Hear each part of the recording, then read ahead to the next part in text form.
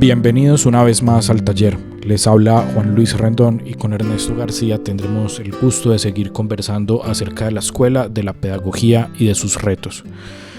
Programa número 68 ya, en el que estaremos nuevamente discutiendo alrededor de un pasaje que consideramos muy importante desde el punto de vista pues como el kernel, el núcleo de un autor específico. Y en esta ocasión lo traemos pues por dos motivos, porque como decimos nos parece un pasaje muy interesante, pero también con la idea de que visiten la página del instituto, porque hemos acabado pues como de publicar una reseña concreta alrededor de uno de los conceptos capitales de la obra de este autor, del que probablemente Ernesto ahorita pues nos hable un poco más.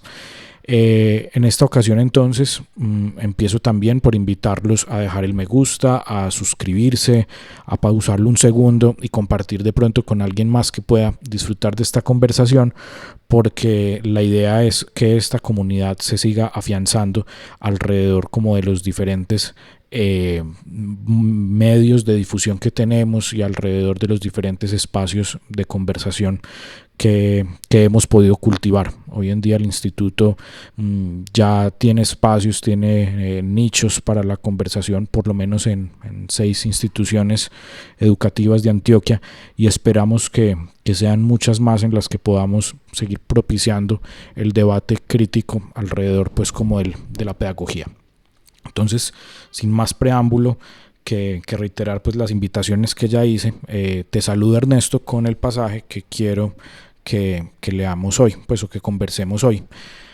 Es un pasaje de Vygotsky. Ahorita nos explicarás de dónde viene, el contexto de la obra, todo esto, porque como les decía ahorita es una reseña que está muy fresquita en la página del instituto. Entonces voy directo a la cita que quiero que conversemos y ya tú nos la pones en contexto también. Entonces nos dice Vygotsky: los problemas con los que nos encontramos en el análisis psicológico de la enseñanza no pueden resolverse de modo correcto, ni siquiera formularse sin situar la relación entre aprendizaje y desarrollo en niños de edad escolar. Ese es el marco que quiero que tengamos para la conversación de hoy. Y sí, estoy de acuerdo. Para abordar a Vygotsky, esa cita en particular puede ser la mejor puerta de entrada hoy, a más de un siglo de distancia. Para todos los oyentes les quiero enfatizar muy concretamente: Vygotsky vivió muy poquito tiempo. Él nació en el 96 del siglo XIX y se murió en el 34. Después de una larga convalecencia, porque él murió de tuberculosis. Entonces los últimos 2 años de su vida, creo, los pasó en el hospital. Y ahí en el hospital, pues con el afán de esa situación, de ese trance, se dedicó con todo el equipo, todos los equipos que él había armado, se dedicó a escribir todo lo que más pudiera. Él ya había publicado previamente, antes de la enfermedad, había publicado ya Pensamiento y lenguaje, que es un tratado, en mi opinión, todavía insuperado, ni siquiera superado por Piaget. Ese tratado de pensamiento y lenguaje es un texto que yo sí creo que debería ser obligatorio en todas las facultades de educación. Pero el tiempo de la producción y difusión de pensamiento y lenguaje ya era otro momento, cuando empezó su situación de enfermedad. Vygotsky, ya cuando publica Pensamiento y lenguaje, está adscrito al Instituto de Formación de Maestros de Moscú, instituto estatal, ¿cierto? O sea, digamos la escuela normal de Moscú. Y dentro de ella, Vygotsky siempre fue un educador, un investigador del problema de la educación de los niños, que entonces se llamaban débiles mentales. Hoy día ya les decimos con necesidades educativas especiales, pero en ese entonces todo el mundo pues sabía que eran niños que no podían nunca llegar a dar los rendimientos intelectuales que se le piden a los muchachos normales, así los llamamos. De manera que este ensayo, que no se llama la zona de desarrollo próximo, ese es el título que yo le di a la reseña, la teoría de la zona de desarrollo próximo. Ese ensayo se llama Interacción entre aprendizaje y desarrollo. Y es un ensayo, es uno de los 8 ensayos que recuperaron los editores norteamericanos cuando Luria le contó a Occidente que existía Vygotsky. Occidente no conoció a Vygotsky en vivo, sino solamente por la publicación que Luria hace, vertiéndolo al inglés, bueno, promoviendo una versión del ruso al inglés en 1976. Entonces, fíjense, Vygotsky murió en el 34 y Occidente no lo conoce o no lo reconoce sino en el 76 y a través de una traducción de cierta selección crucial, que eso sí fue coordinada, la selección de las obras fue coordinada por Luria. Y Luria, no sé qué tanto a los maestros jóvenes les diga quién fue Luria, pues es un titán, fue su compañero de investigación. Luria es un poquitico menor que Vygotsky. Fue su compañero de investigación entre el 1905 y hasta el día que se muere. Ellos se encuentran en el Congreso en el Congreso en que en Rusia se funda, por decirlo así, el primer Congreso de Psicología de toda Rusia.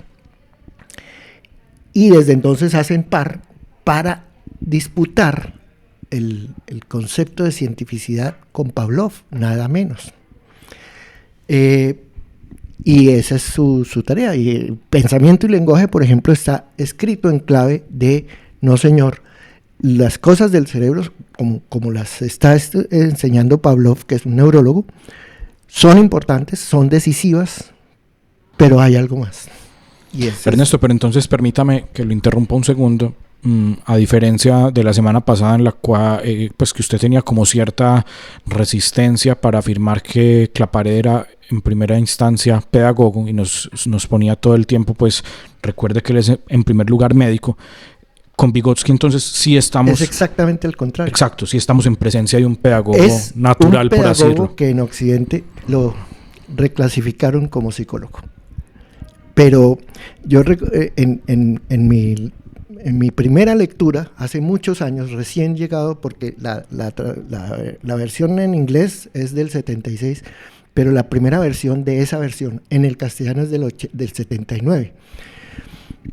Yo lo recibo, yo lo encuentro en el año 80 y al terminar mi lectura hay una nota, pues yo en ese entonces escribía sobre los libros, mis comentarios. Según esto, Vygotsky no es un psicólogo, es por antonomasia un pedagogo. Y él lo declara todo el tiempo. Su trabajo era ver cómo era el problema de la educación de la infancia, primero que nada, y en particular de los niños con retardo mental.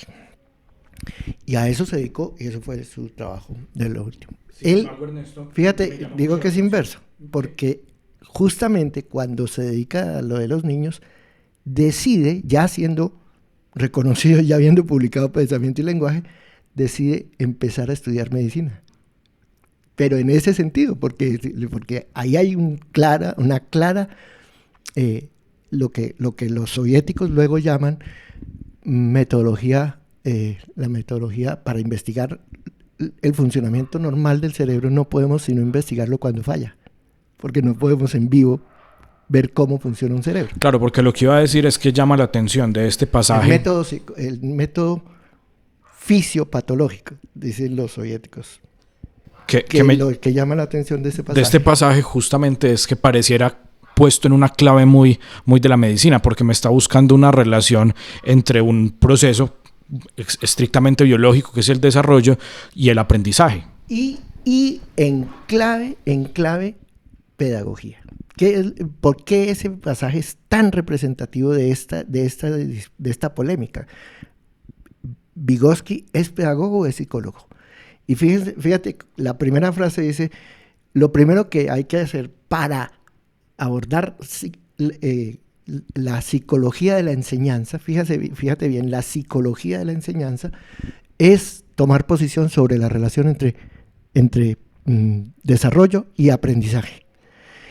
Y entonces los lectores, y no digo ya por la recepción general, sino por todos los amigos que a lo largo de mis más de 50 años de trabajo en estas lides, he conocido muchos muy, muy fervorosos admiradores y aún practicantes de la pedagogía según lo que ellos llaman no me acuerdo cómo es que la llaman, pero algo así como la socialización, la psicología social, bueno, de Vygotsky. Son los partidarios de Vygotsky, son muchos y en mi opinión equivocan el camino, porque leen esa frase, la leen, es estrictamente textual.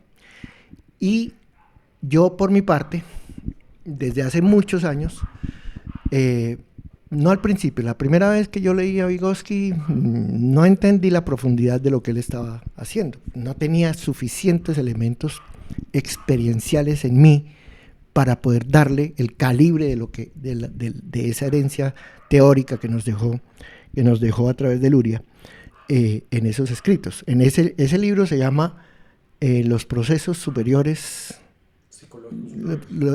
del cerebro, las funciones superiores del cerebro. El libro. Y ahí los 9 capítulos son todos verdaderamente doctrina sobre la memoria, sobre la percepción, sobre el desarrollo inicial del lenguaje, etc. Pero de fondo, la discusión de él era, bueno, aquí la psicología que en ese momento está en vigencia, que ya es Piaget, que ya es por supuesto todo el conductismo, William James y Thorndike y Watson, tienen el campo dominado, y la psicología, la Gestalt, que es, como digo ahí, un poco heredera del laboratorio de psicología matemática de Herbart. No es heredera, pero está ahí en ese. La Gestalt ya tiene un puesto muy, muy importante, y él, en ese ensayo en particular, pero todo el libro, él constantemente está diciendo, esta gente sí va bien encaminada. Todo el tiempo reconoce la grandeza de Piaget, pero le dice, pero hay un paso que no se puede dar tan simple desde la psicología evolutiva de Piaget al aula. ¿Qué le falta? Piaget no estudia el problema del aprendizaje, solo el problema del desarrollo, de la evolución, dice él, ¿no? Psicología evolutiva. Pero es el desarrollo, y en ese sentido lo reconoce y es interlocutor con Piaget, aunque Piaget no lo conoce, por lo que les digo, porque él ya en ese momento es comunista, entonces no hay contacto entre lo que era un contacto muy fluido antes de la Revolución de Octubre, entre los rusos y todo el norte alemán, que habla en alemán y en francés en Europa. Toda la embriología que es en Alemania tiene su origen en Rusia, en la Rusia antes digamos, finales del siglo XIX.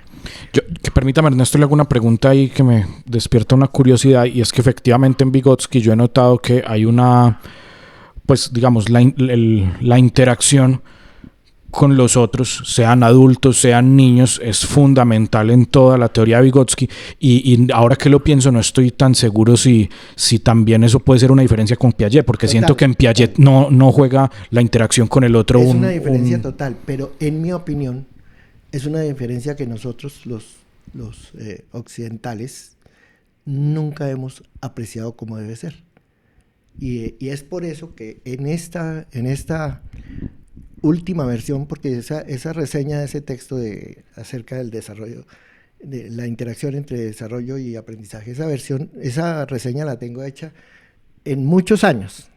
Esta última versión que hice es un poco sacar balance de todo esto que estoy tratando de explicar. El Vygotsky que se ha leído en los círculos pedagógicos, al menos en Colombia, es un Vygotsky descafeinado, porque lo volvieron psicólogo y él era pedagogo, él fue siempre pedagogo.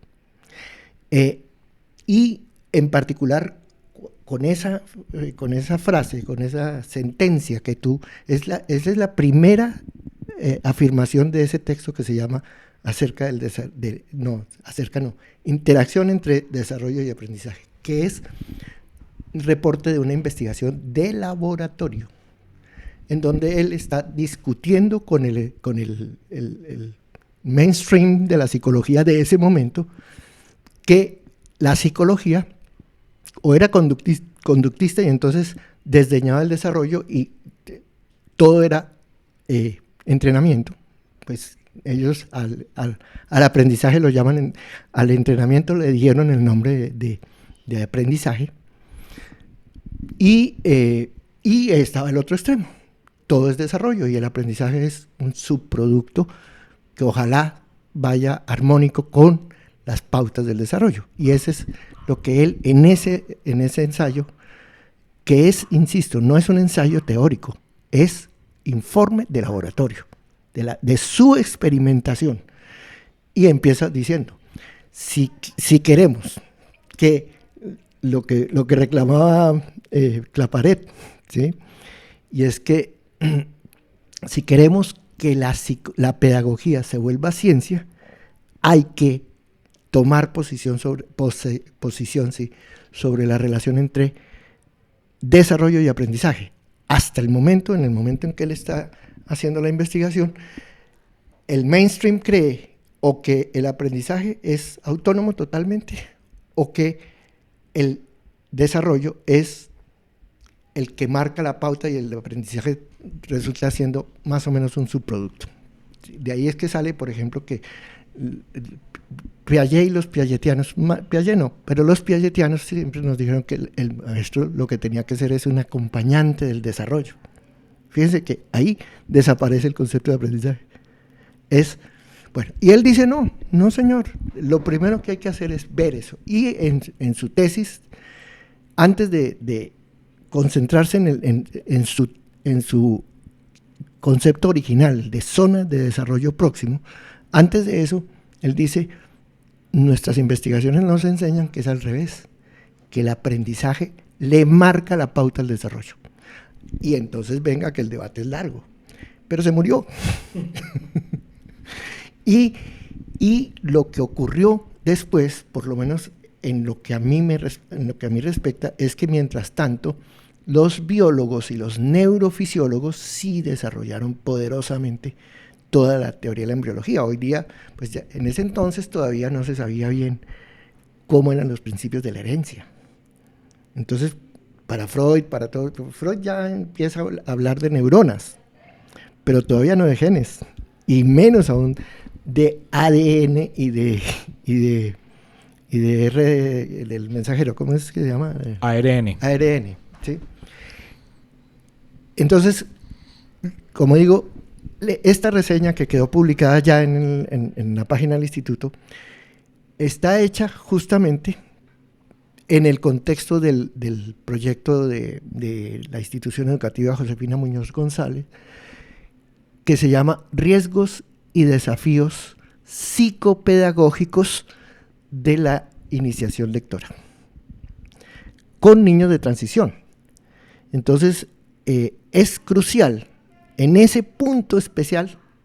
Eso ya nosotros lo averiguamos por la historia del método subjetivo de la lengua escrita, sabíamos de la zona de desarrollo próximo, y entonces nosotros desde el principio en nuestro método de enseñar a leer y escribir siempre tuvimos en cuenta que lo que el niño dice que sabe no es lo que sabe, y que lo que importa no es, como nos lo enseña Vygotsky, qué sabe el día 1, sino que está en condiciones de poder aprender.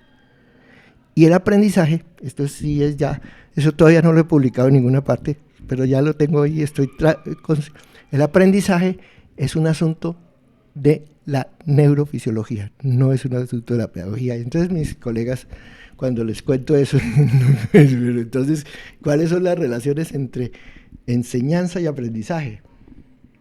Eso será materia seguramente de otro programa, porque el tiempo de hoy se nos está acabando, ¿no? Tenemos todavía 3, 4 minutos, Ernesto. Y a ese respecto, ¿cuál es la relación entre, porque Vygotsky dice, tome partido, ¿cuál es la relación entre desarrollo, en el sentido puramente neurofisiológico, y aprendizaje?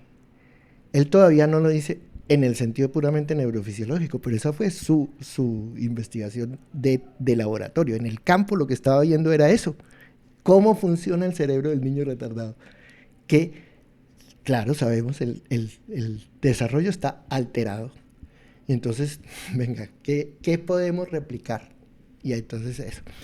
Pero en esta exposición que yo estoy tratando de explicar que Vygotsky no es psicólogo y tampoco menos a un neurofisiólogo, sino pedagogo, ¿sí? Lo que hizo fue pedagogía científica y sobre todo didáctica experimental. Hizo experimentos para decir, venga, existe una cosa que yo voy a llamar zonas de desarrollo próximo. Y la conclusión es esa.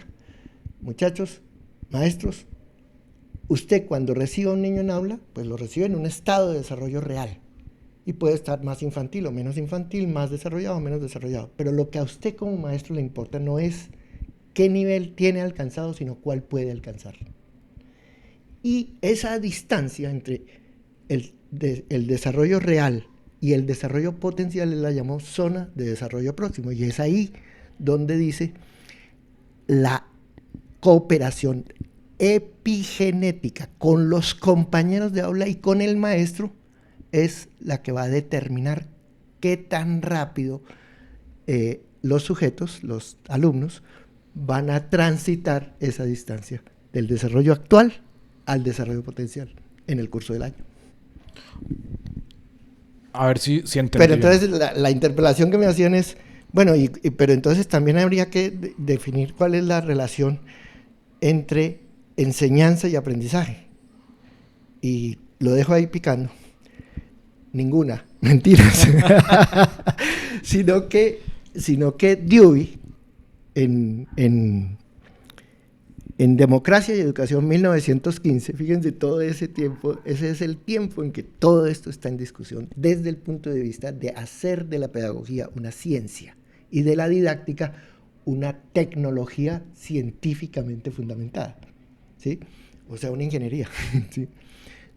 Pero no es una ingeniería del aprendizaje del niño, que es lo que marca Dewey, no en el que tenemos publicado, sino en Democracia y Educación. Dewey lo dice tajante: los maestros no tenemos ningún poder de educar, no tenemos poder sobre el aprendizaje del niño. El que tiene el poder es el medio ambiente, que es lo que reclamaba Vygotsky cuando dice zonas de desarrollo próximo. Es el margen de interacción que tiene con los mismos que están en el estadio, pero que van un poquito más adelantados. Eso es lo que se llama la cooperación epigenética, que es el aula como ambiente de aprendizaje. A mí me llamó la atención, Ernesto, de esta reseña, que Vygotsky pues menciona al adulto un par de veces, pero de hecho no habla mucho como del oficio del maestro, al menos en esta reseña pues como quedó. Entonces quiero preguntar explícitamente una cosa que me quedó brincando en la cabeza, y es lo siguiente: ¿cómo se relaciona en la teoría de Vygotsky el maestro con la zona de desarrollo próximo? Total. O sea, su trabajo es ampliar la zona, transitar rápidamente esa zona. ¿Qué hace él sobre la zona de desarrollo próximo? Enfrentar al sujeto, al niño, con su potencialidad. Eso es lo que se llama ambiente de aprendizaje. Pero él dice clarito, cuando llega a eso, lo dice clarito: el día que usted recibe al niño, tiene un desarrollo real que está medido por lo que es capaz de hacer sin ayuda de nadie. Y el desarrollo potencial es lo que será capaz de hacer con la ayuda del adulto o de la cooperación con sus compañeros de aula. La intervención del adulto es decisiva siempre en la teoría de Vygotsky. Por eso Vygotsky jamás redujo la tarea del maestro a que sea acompañante del desarrollo, sino justamente ingeniero del ambiente de aprendizaje. Nosotros hemos dicho poeta del ambiente de aprendizaje. Sí, o sea, a mí la construcción del ambiente de aprendizaje que va a propiciar las interacciones ortogenéticas entre los miembros y claro, la conducción, no la conducción en el sentido de decirle por aquí va a llegar más rápido, nunca, no se trata de acortar el camino, se trata de confrontar todo el tiempo al niño con su máxima potencialidad de esa edad, de ese estadio. Sí, a mí me quedaron varias preguntas, por ejemplo también, y ya sí se nos va acabando el tiempo, entonces pues simplemente la anunciaré, pero bueno, es también entonces atravesado por la lupa de la zona de desarrollo próximo. ¿Cómo es la instrucción? Pues qué papel juega la instrucción, cómo es la instrucción, que es una parte muy importante. Hoy en día yo creo que no la más importante, pero una parte importante del aula y del ambiente de aprendizaje. Entonces, esa fue una de las preguntas que me quedaron, pero me quedaron varias por eso, porque como pasa con muchos otros grandes pedagogos, pues no hacen manuales para el maestro, ¿cierto? Más bien lo que hacen es inquietarlo sobre... Lo que sabemos es que ningún manual le resolverá nunca el problema al maestro. Lo que necesitamos, como lo decía Herbart, es ilustrar el tacto del maestro para que su tacto sea más potente, pero no necesariamente más acertado, más potente, ¿cierto? Y eso es ilustración científica. No hay otra manera de potenciar el tacto. Pero entonces, para resolverte ese asunto, muy puntualmente,